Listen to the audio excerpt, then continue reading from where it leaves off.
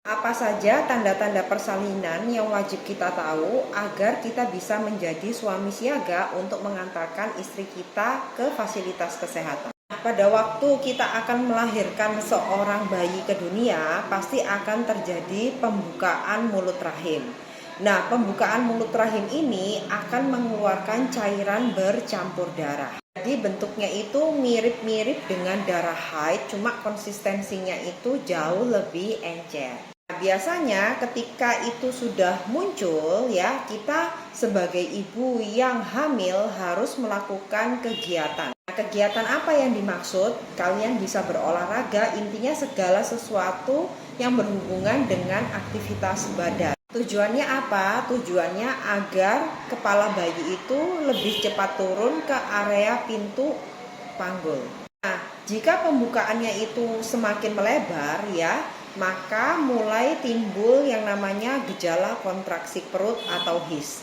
Nah, gejala HIS ini biasanya ibu mulai merasakan nyeri. Nah, macam HIS ini ada dua, ada yang namanya HIS palsu atau memang ada yang betul-betul HIS. Nah, kita harus membedakannya.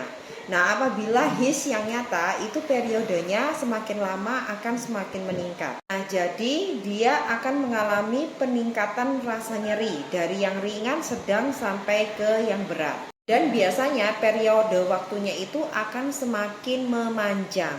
Nah, biasanya awal-awal HIS-nya itu mungkin hanya 2 menit lalu berhenti.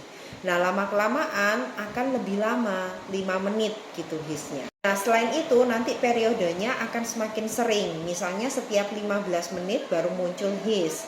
Nah, nanti semakin lama itu akan semakin pendek. Setiap 10 menit sekali akan timbul yang namanya HIS. Nah, kalau sudah ada tanda-tanda seperti itu dan kalian belum punya pengalaman untuk melahirkan anak sebelumnya, lebih baik kalian langsung ke fasilitas kesehatan. Jadi jangan lupa berkas-berkas untuk kelengkapan ke fasilitas kesehatannya disiapkan, dan juga kebutuhan-kebutuhan bayi lebih baik disiapkan di dalam satu koper khusus.